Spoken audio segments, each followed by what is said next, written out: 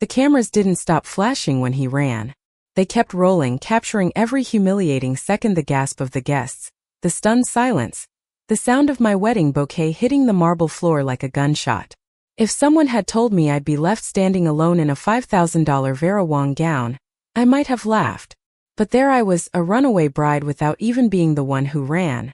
The man who was supposed to be my forever Ethan Cooper had bolted halfway through the vows, mumbling something about not being ready before sprinting out of St.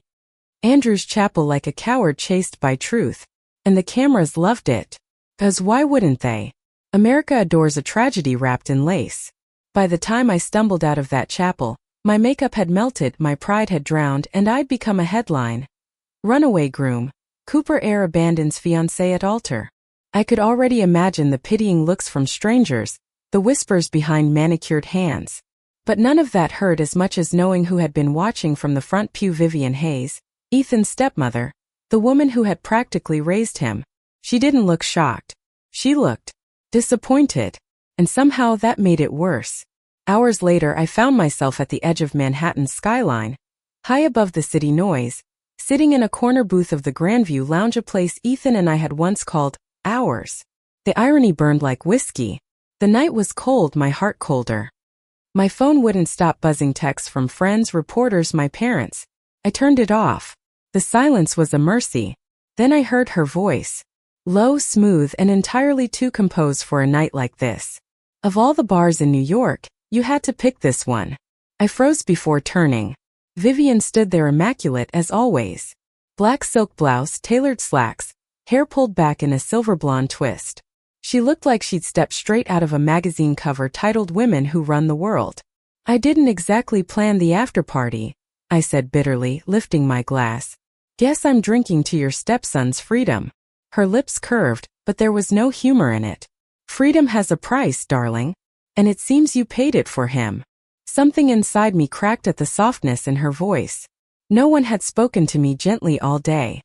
Everyone else offered sympathy, but she offered understanding, quiet, heavy, and strangely intimate. She slid into the booth across from me without asking, her perfume jasmine and smoke enveloping the air. You look exhausted, she said. I got dumped in front of 200 people. I'm not exactly radiant. Vivian's gaze lingered on my face, tracing the smeared makeup, the trembling lip. Then very softly, you're still beautiful. Maybe more so now that you've stopped pretending to be fine. Her words hit harder than the whiskey. By midnight, I was too drunk to remember dignity and too sober to forget pain. Vivian drove me home, or rather, refused to let me stumble into a cab. Her black Bentley smelled faintly of cedar and money. The city lights smeared past the windows like falling stars. I didn't expect to see you there, I murmured. She glanced at me. He's my son, no matter how far he runs. I thought you two weren't close anymore. We're not, she admitted. But I thought maybe he'd finally learned what love means. Seems I was wrong again. Her tone was calm, but her knuckles whitened on the steering wheel. When we reached my apartment, the building loomed dark and lonely. I hesitated before getting out, not wanting to face the silence inside. Vivian seemed to read my mind. You shouldn't be alone tonight. I'll survive. Surviving isn't living. And that was how I ended up in her penthouse that night, half crying, half asleep, wrapped in a stranger's designer throw blanket on her velvet couch. When I woke up, sunlight spilled through glass walls, and the city stretched below like a painting. Vivian stood by the counter making coffee. Without makeup, she looked softer, less like the iron-willed CEO who'd built an empire. More like the woman she might have been before the world demanded armor. Morning, she said, turning with 2 mugs. How's the runaway bride? Mortified, I muttered, sitting up. Good. It means you're still human.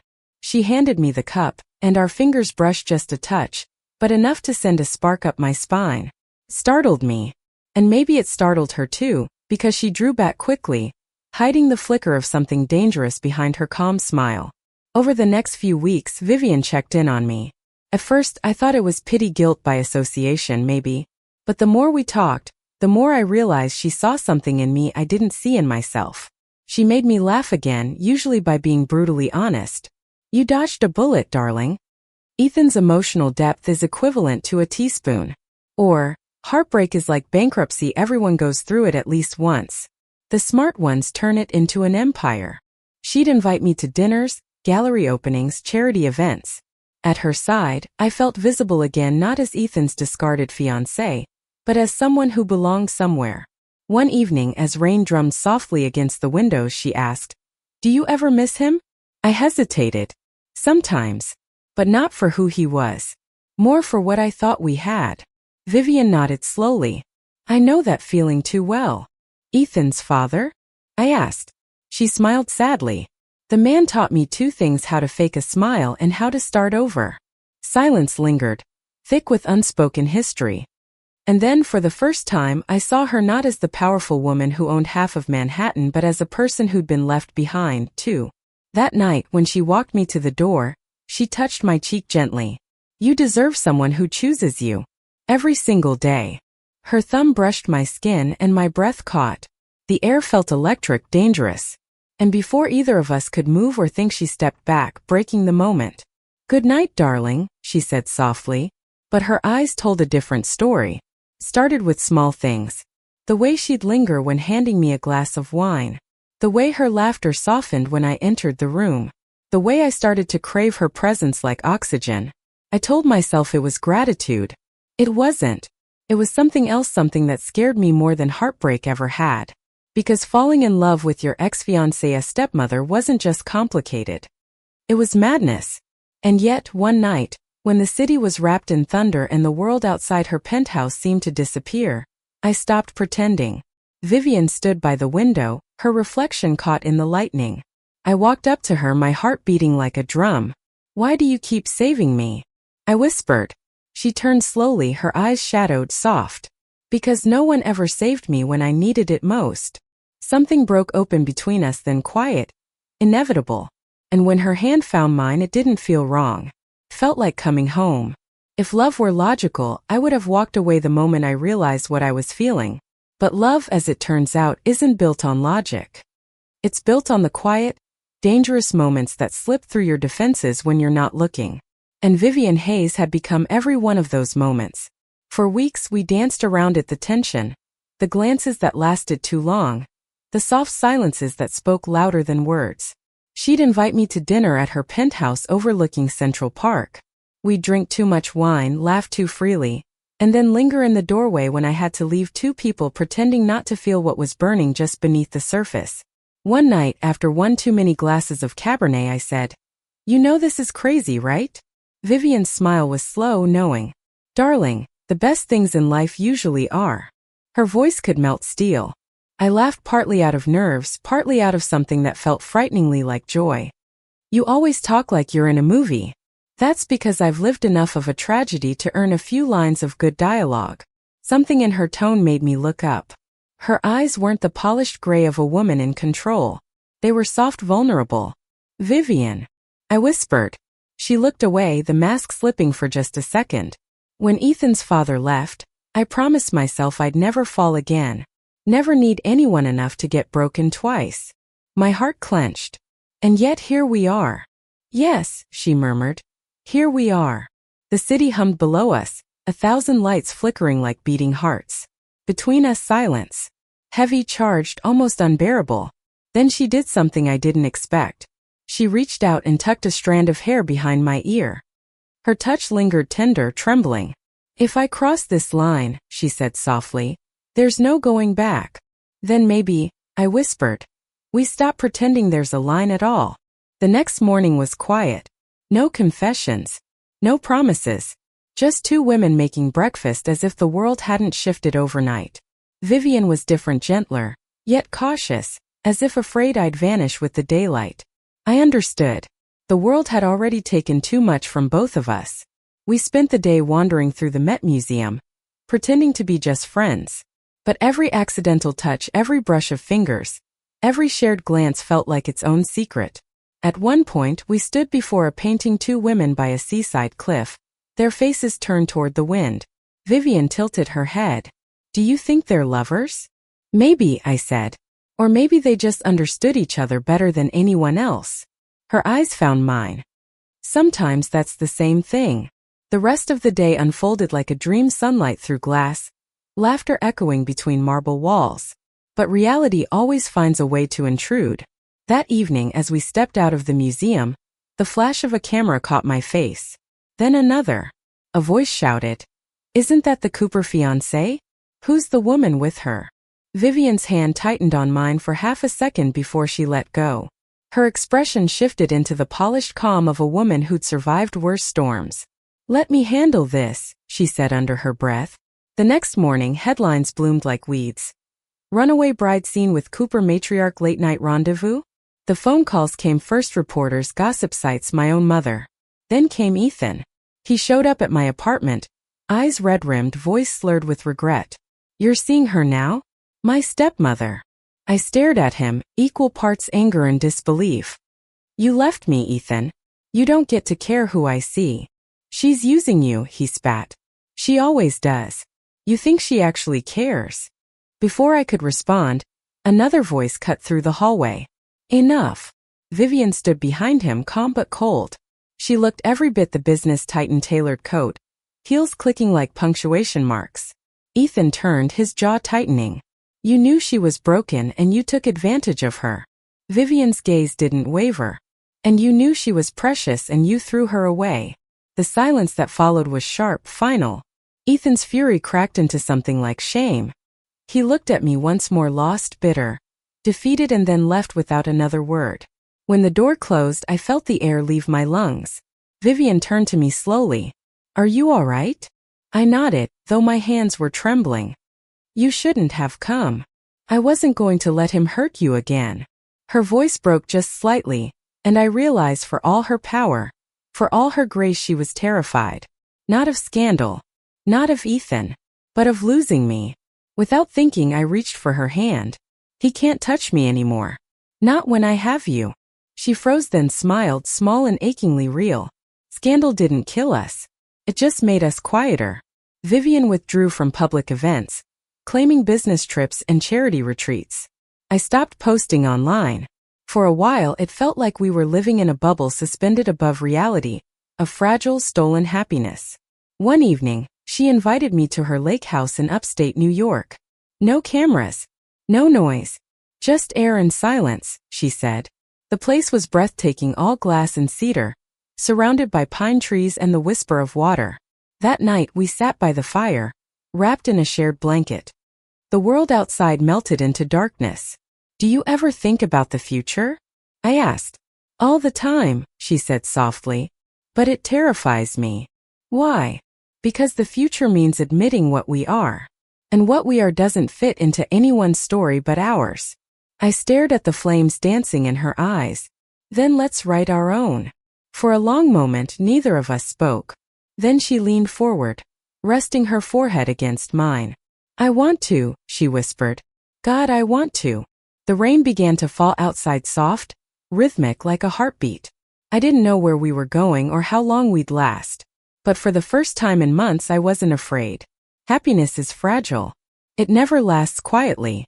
A week later, a board member from Vivian's company leaked a photo of us holding hands at the lake house.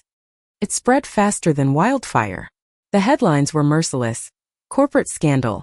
CEO Vivian Hayes in secret relationship with ex-fiancé of stepson. She lost 2 major investors overnight. Her PR team urged her to clarify the misunderstanding. But she refused. When a journalist cornered her outside her office, asking if the rumors were true, Vivian looked straight into the camera and said, "The only truth that matters is love, and I'm not ashamed of who I love." I watched the clip from my apartment, tears blurring the screen. That evening, she came over exhausted, shaken, but radiant in her defiance. "I might lose everything," she said quietly. "Then let me be what you don't lose," I whispered. Her eyes glistened. "You already are. But even love has its breaking point." The pressure mounted: lawsuits, gossip, whispers in boardrooms. Vivian grew distant, consumed by damage control. I tried to understand, but the distance felt like abandonment all over again. One night, after she missed dinner for the 3rd time, I showed up at her office. She was there, surrounded by files, exhaustion written across her face. "Vivian," I said softly, "talk to me." She didn't look up. "I can't. Not now. You've been saying that for weeks. I'm trying to protect you. By pushing me away? Her silence was answer enough. Something inside me snapped not in anger, but in heartbreak. You said love meant choosing each other every day. So choose me, Vivian. Just once. Choose me. When she finally looked up, her eyes were full of tears. I am choosing you. That's why it hurts this much. I left before I could break completely. Outside, New York was a blur of lights and loneliness. Days turned into weeks. We didn't speak. Then one morning, I found a letter at my door, her handwriting, elegant and unshakably her. My darling, if love were fair, I would have met you first before the mistakes, before the names that tie us to others. But love isn't fair. It's brave. It's foolish. It's everything that makes us human. I don't know what the future holds for me, but I know this.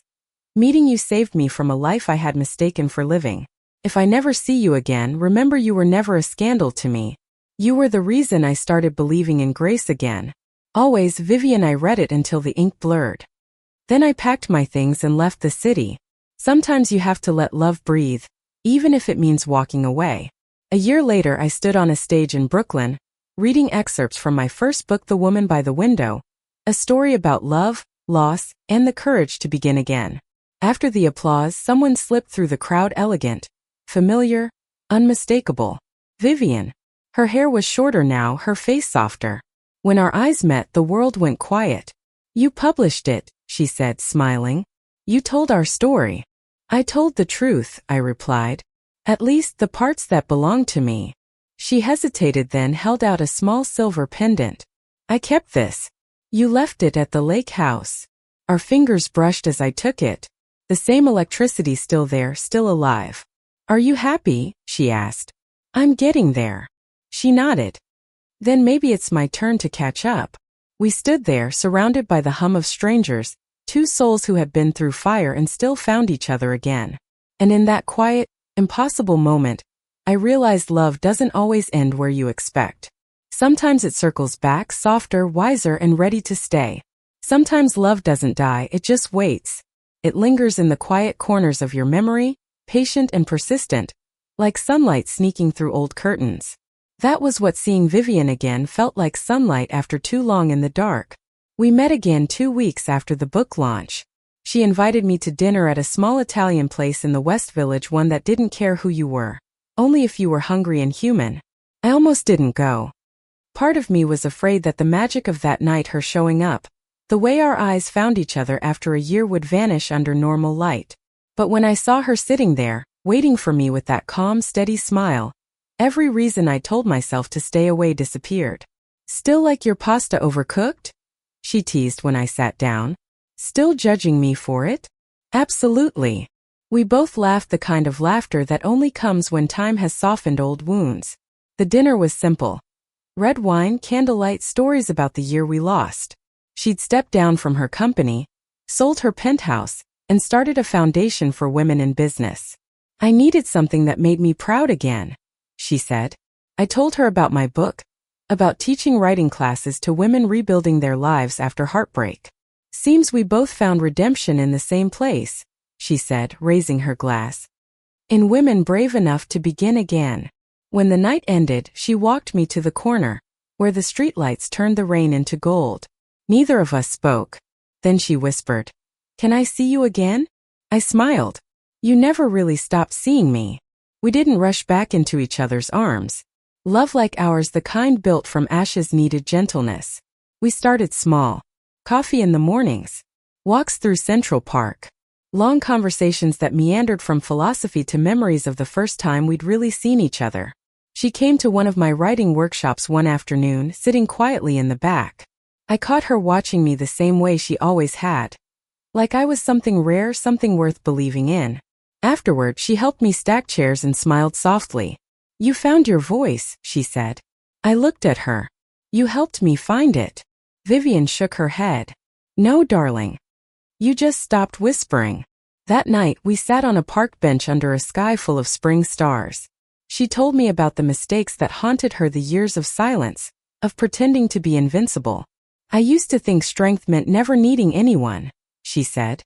Now I know it means having the courage to need someone anyway. I reached for her hand.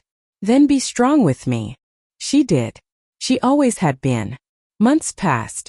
Summer bled into autumn, and life began to feel ordinary again, beautifully, painfully ordinary. Then one morning, I received a letter from a publisher offering to adapt my book into a short film. They wanted authenticity, the real story behind the woman by the window. When I told Vivian, she froze. You mean, they want us? Not by name, but yes. The heart of it, the truth of what we were. She was silent for a long time, then asked, Are you ready for that? I think I've spent my whole life getting ready to stop hiding. Her eyes glistened, and when she spoke again, her voice trembled. Then let's tell it right. The first day on set was strange. Watching actors recreate fragments of our pain and tenderness felt like standing outside my own skin. Vivian came to visit, quiet and watchful. When the actress playing her said the line, "If I cross this line, there's no going back," she reached for my hand the same way she had that night years ago. "You wrote it perfectly," she whispered. "But you forgot one thing." "What?" "That crossing the line was the best thing I ever did." Her words filled me with something fierce and warm, not just love but peace. That evening we walked by the river, the skyline shimmering like a promise. She stopped suddenly and said, "I used to think love was about possession, about forever. But maybe it's just about presence, showing up, again and again, even when it's hard." I smiled. "You're still showing up." She looked at me then, really looked the way people do when they're memorizing something they never want to lose. "And I'm not planning to stop," she said softly. As the film gained attention, people started asking questions. Journalists connected dots, whispers grew. For the first time, I felt the old fear return, the fear of judgment, of scandal, of being reduced to headlines again. One morning, I found Vivian sitting on the balcony of her new apartment, reading an online article titled, "The Real Women Behind the Story Everyone's Talking About." Her expression was unreadable. "I can make a statement," I offered. "Say it's fiction." She folded the tablet and looked at me. "Is that what you want?" I hesitated. "No.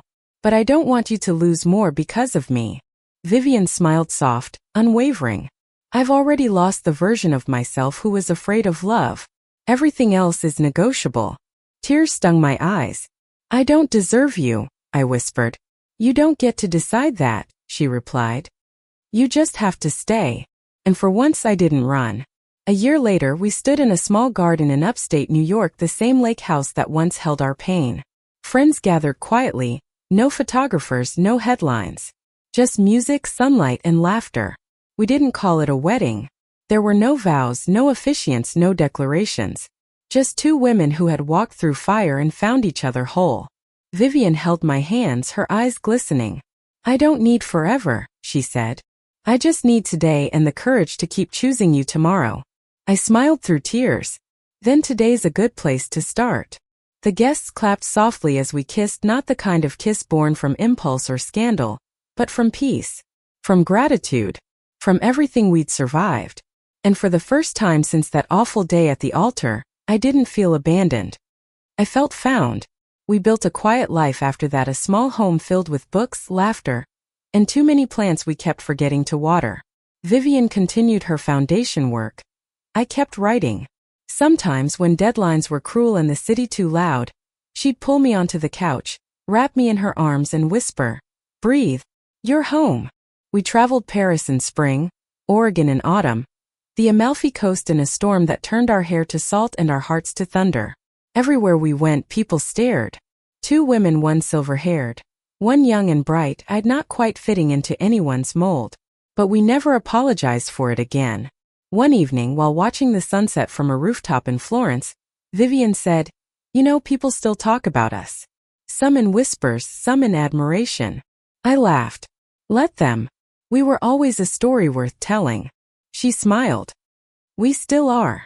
Years later, when Vivian's hair turned completely silver and my first gray strand appeared beside it, we sat on that same lake house porch where everything began.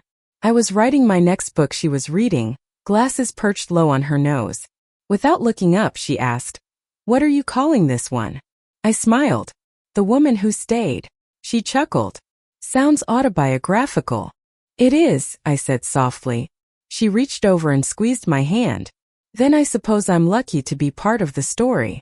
I looked at her, love blooming in my chest like the first day of spring. You're not part of it, Vivian. You're the reason it exists. The wind rustled the lake. Somewhere a bird called. The world kept turning, as it always does, quiet, relentless, beautiful. And I realized then that love doesn't always roar. Sometimes it whispers. Sometimes it simply stays. 10 years after the day my fiancé left me at the altar, I found myself standing in the same chapel, this time for someone else's wedding. As the couple exchanged vows, I glanced at Vivian sitting beside me. She caught my gaze and smiled, that same steady smile that had once pulled me out of despair. When the ceremony ended, she leaned close and whispered, "Still believe in happy endings?" I smiled back. "No, but I believe in happy beginnings." We walked out together into the sunlight, hand in hand, unafraid of who might see. Because real love doesn't ask for permission. It just asks you to be brave enough to choose it. And after everything we did. Thank you for listening. Like and subscribe to get notifications about next videos.